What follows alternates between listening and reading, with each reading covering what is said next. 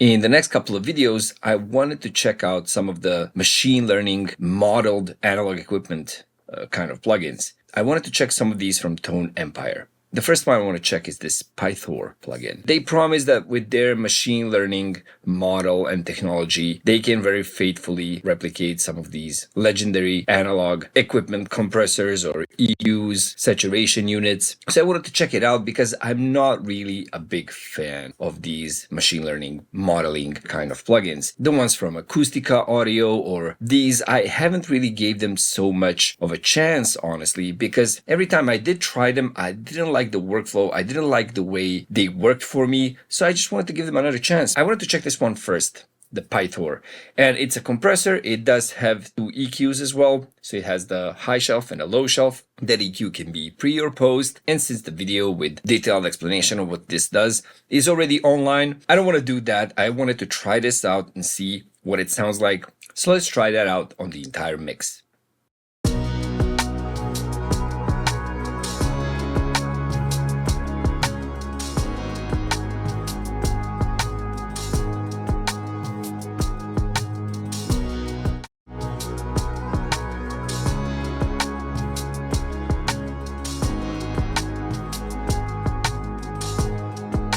Okay, I do like what I'm hearing. Saturation is given off, does fill up the sound, but this version is not the Ultra X. So this is not the model that uses the high sample rate to make the impulse response. So let's try the Ultra one and see what that sounds like.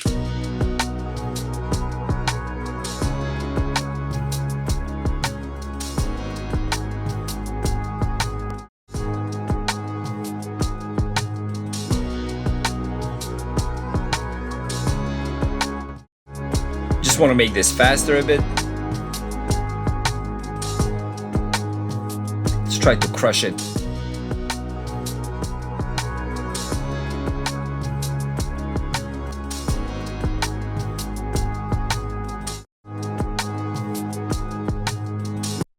Yeah, so as I said, I do like the color. I like the hammer mode as well.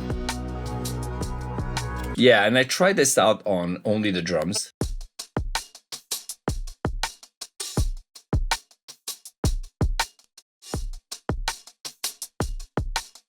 I guess I'd really prefer to have this in parallel.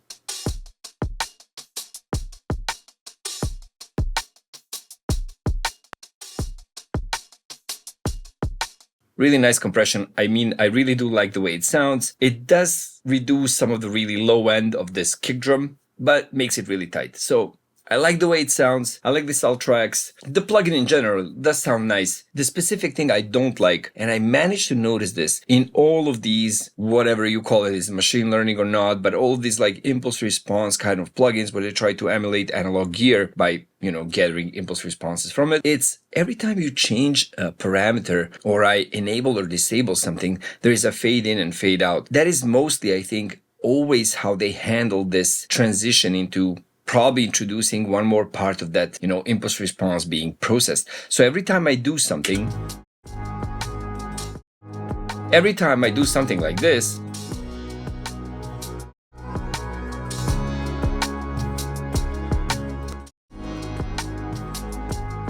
it's not a big thing, just a fade in, fade out. But I noticed this happening on a lot of these plugins, even in some of the Acoustica ones. When you engage or disengage a certain module or a function, it goes fade in and fade out. It's really annoying. I hate that happening. It's just me, subjective feeling of how I like to work. Feels to me like it's slowing me down, even though it's not that much, but it also feels to me like it's reducing my ability to A/B something. Having this fade in and fade out and it not being instantaneous, I don't know, I mind that not being instantaneous enough. So I really don't like that. The other thing I found when I ran this through Plugin Doctor is that it also, with the basic version, gave me a really crazy phase alteration of the signal. So you can see the frequency response of the normal and the Ultra X version, and I can disable these EQ points. So this is the Ultra X, this is the normal, so it does alter the frequency response of the signal even when it's not doing anything, but the phase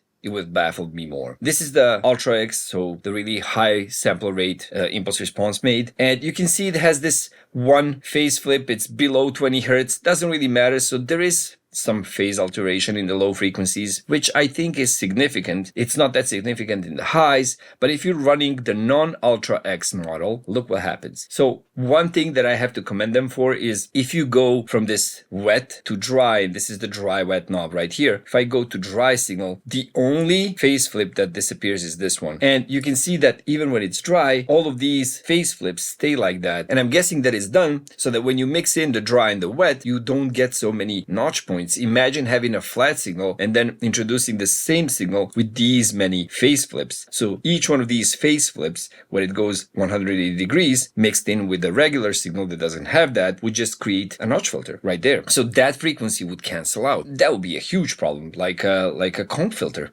basically. If you go to Ultra X, everything's much better. You can see that on the dry you have nothing. When you go wet, you do have these phase flips, but it's not as many. And as I said, I really do like the sound of it. It does sound warm and the saturation sounds really nice and creamy. That's all great. You can put all the adjectives you want on it, describing a really nice analog sound. But what I do not like is the workflow where those fade-ins and fade-outs happen. Another thing I think I don't like that much as well is the way that this VU meter behaves. The response it has is kind of slow on the release. Maybe that's just me.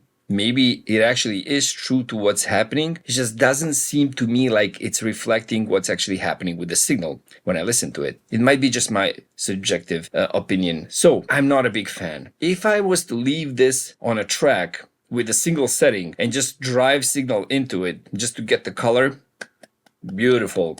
Without having to touch stuff and have it fade in and fade out all the time. If you think I'm wrong or my glasses are stupid, say so in the comments. Give the video a like if you like it. Subscribe if you haven't subscribed to the channel. And if you want to learn more about music production, head on over to mixingacademy.com, where I have a 40+ hour long course, which, thanks to 11.org, is completely free.